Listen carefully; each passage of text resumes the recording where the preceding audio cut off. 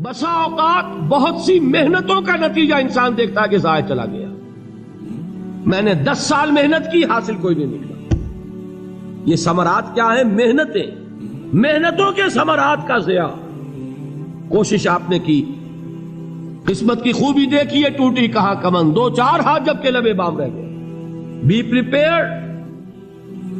ایک شاعر کے یہ اشعار ہیں، وہ کمیونسٹ تھا، میں نام بھی نہیں لیتا، لیکن یہ کہ یہ اسی انقلابی، چونکہ ان کا بھی ایک انقلابی نظریہ ہے، انقلابی عمل میں یہ سارے مراحل آتے ہیں. کوئی سیٹ بیک آیا، فرض کیجئے کوئی ناکامی ہو گئی، تو اپنے ساتھیوں کو دل بندھانے کے لیے یہ فصل امیدوں کی ہمدم اس بار بھی غارت جائے گی، سب محنت صبحوں شاموں کی اب کے بھی اکارت جائے گی. میرے نبی کے ثمرات کا جو لفظ یہاں آیا ہے، وَنَقْصٍ مِّنَ الْأَمْوَالِ وَالْأَنفُسِ وَالثَّمَرَاتِ، سب محنت صبحوں شاموں کی اب کے بھی اکارت جائے گی. دھرتی کے کونوں کھدروں میں پھر اپنے لہو کی کھاد بھرو، پھر مٹی سینچو اشکوں سے، پھر اگلی رت کی فکر کرو، پھر اگلی رت کی فکر کرو، جب پھر ایک بار اجڑنا ہے. ایک فصل پکی تو بھر پایا، تب تک تو یہی کچھ کرنا ہے. ایک مقصد ہے سامنے، انقلاب برپا کرنا ہے. ایک کوشش ناکام ہو جائے کوئی پرواہ نہیں، نیکسٹ. پھر تیار رہو ناکامی کے لیے. ایسا نہ ہو جو انگریزی میں کہتے ہیں hope for the best but be prepared for the worst. ایسا نہ ہو کہ دوسری مرتبہ ناکام ہو کے بددل ہو جاؤ، تمہاری ہمتیں جواب دے جائیں. نہیں، پہلے سے تیار رہو کہ دوسری مرتبہ بھی ناکامی آئے تو آئے، لیکن جب تک کہ کامیابی حاصل نہیں ہوتی ہمیں یہ کام کیے چلے جائیں. دیکھیے سیرت میں آیا کہ نہیں یہ واقعہ. بدر میں مسلمانوں کو فتح ہوئی تو احد میں زک پہنچی کہ نہیں؟ 70 صحابہ شہید ہوئے کہ نہیں؟ اگر ان کی ہمتیں جواب دے جاتی تو گاڑی کیسے چلتی آگے؟ تو فرمایا وَلَنَبْلُوَنَّكُمْ بِشَيْءٍ مِّنَ الْخَوْفِ وَالْجُوعِ وَنَقْصٍ مِّنَ الْأَمْوَالِ وَالْأَنفُسِ وَالثَّمَرَاتِ.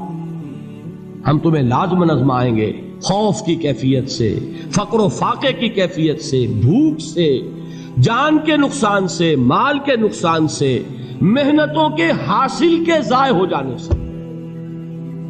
وَبَشِّرِ الصَّابِرِينَ، اور اے نبی بشارت دیجئے صبر کرنے والوں کو. الَّذِينَ إِذَا أَصَابَتْهُمْ مُصِيبَةٌ، وہ کہ جب ان پر کوئی تکلیف آئے، کوئی مصیبت آئے، کوئی آزمائش آئے، قالوا انا للہ وانا الیہ راجعون، وہ یہ کہیں کہ ہم اللہ ہی کے ہیں، اللہ ہی کی طرف لوٹ جانا ہے. یہ وہی انداز ہے جو میں نے فارسی کا شعر سنایا تھا آپ کو کہ سرے تسلیم خم ہے جو مزاج یار میں آئے. وہ ہمارا مولا ہے، ہمارا آقا ہے.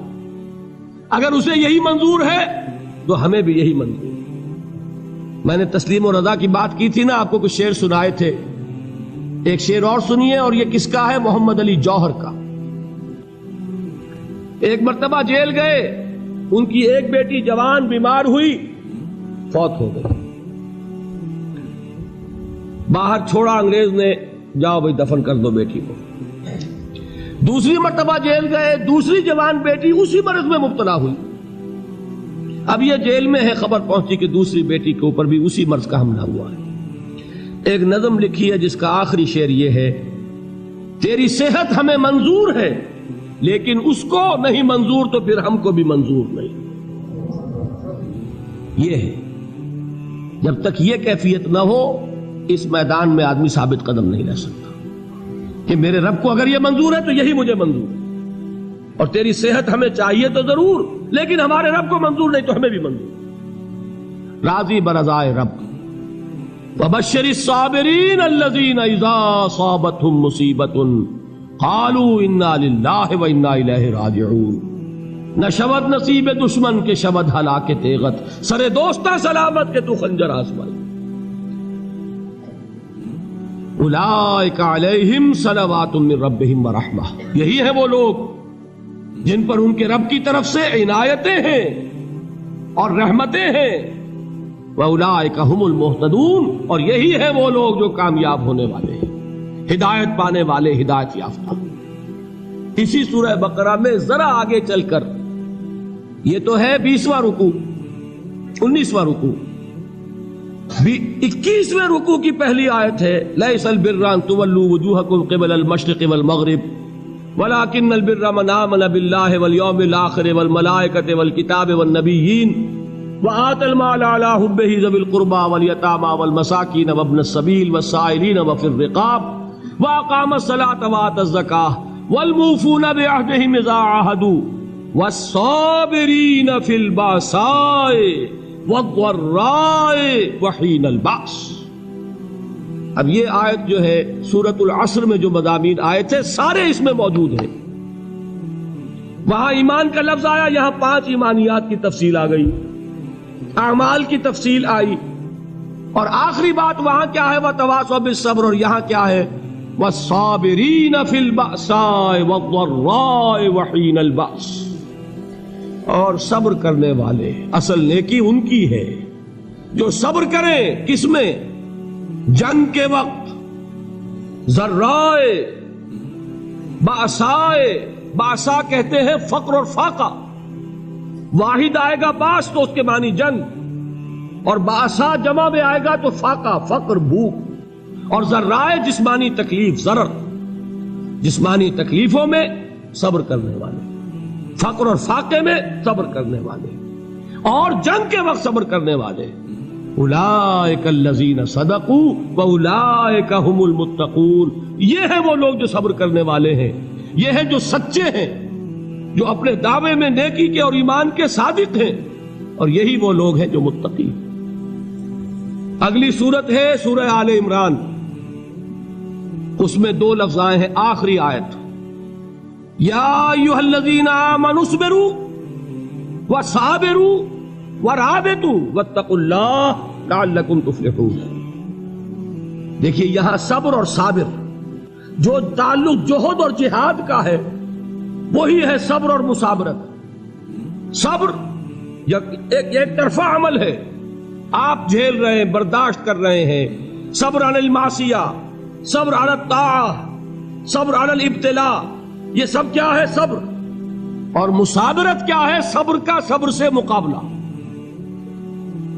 یہ سورہ آل عمران اب وقت نہیں ہے، میں آپ کو سناتا اللہ تعالیٰ نے کیسے کیسے مسلمانوں سے کہا، مسلمانوں تمہیں زک پہنچی ہے تو انہیں بھی تو پہنچی تھی. ان کے 70 نہیں مارے گئے تھے بدر میں؟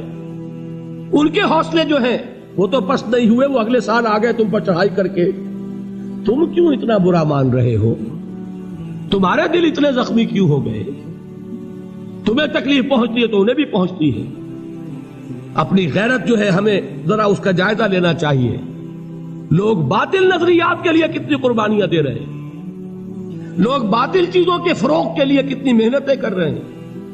جیسا کہ میں نے ابھی کہا تھا، اسی غیرت کو چیلنج کرنے کے لیے، ذرا آپ کی حمیت دینی کو جوش دلانے کے لیے. قادیانی نوجوان کتنی تعداد میں اپنے آپ کو دین کے لیے وقف کرتا ہے، اور آپ کتنے نوجوان ہیں جو اپنے آپ کو دین کے لیے وقف کرتے ہیں، اور ہوں وہ کھاتے پیتے گھرانوں کے لوگ.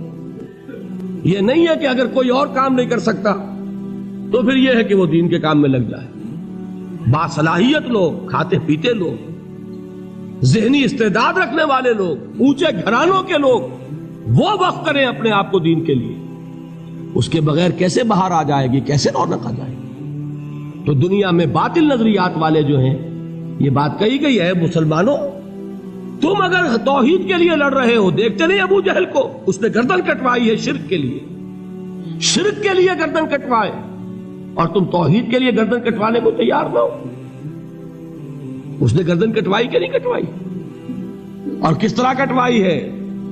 کیونکہ بڑا متکبر قسم کا، فرعون قسم کا شخص تھا. جب گردن کاٹنے لگے تو کہتا ہے ذرا نیچے سے کاٹنا، تاکہ جب تم نیزے کے اوپر چڑھاؤ میرے سر کو تو اونچا نظر آئے، معلوم ہو سردار کا سر. وہ بدبخت مرتے ہوئے بھی جو اس کی کیفیت تھی نا، اس کو ذہن میں رکھیے. تو یہ اس لوگوں نے قربانیاں دی، جانیں دی. تو فرمایا اگر تم ان سے زیادہ قربانی نہیں دو گے، جو نوٹ کر لیجئے اس کو، مجرد اگر حق کو غالب کرنا اللہ کے ذمے ہو تو آنے واحد میں غالب کر دے گا، تمہیں تکلیف ہی دینے کی ضرورت نہیں. سمجھ رہے؟ کیا اللہ کے مقابلے میں کوئی باطل کی طاقت ٹھہر سکتی ہے؟ یہ تمہارے ایمان کا امتحان ہے، یہ تمہارے خلوص کی آزمائش ہے، یہ تمہارے امتحان کا ثبوت درکار ہے کہ اللہ تعالیٰ دیکھنا چاہتا ہے تم اس کے لیے اپنی جانیں قربان کرنے کو تیار ہو کہ نہیں، تم اس کے لیے تن من دھن لگانے کو تیار ہو کہ نہیں۔ اور یہ جان لو کہ اگر کفار اور مشرکین اور ملحدین اور باطل نظریات والے وہ جو کچھ قربانیاں اپنے باطل نظریات کے لیے دے رہے ہیں ان سے زیادہ اگر تم نہیں دو گے تو حق غالب نہیں ہوگا۔ انہوں نے جو صبر کیا ہے اپنے باطل نظریات پر، اگر تم اس سے زیادہ صبر کا ثبوت نہیں دو گے اپنے اس حق پر تو حق غالب نہیں ہوگا۔ اس لیے فرمایا یا ایھا الذین آمنوا اصبروا وصابروا، نہ صرف یہ کہ صبر کرو بلکہ صبر میں اپنے دشمنوں سے آگے نکلو، ان کے صبر سے بڑھ کر صبر کرو۔ وَرَابِطُوا، مرابطہ کہتے ہیں چوکس رہنا، ہوشیار، پہرا دو، ایسا نہ ہو کہ دشمن جو ہے غفلت میں تمہارے اوپر کوئی حملہ جو ہے کر بیٹھے۔ وَاتَّقُوا اللَّهَ، اور اللہ کا تقوی اختیار کرو، لعلکم تفلحون، تاکہ تم فلاح پاؤ۔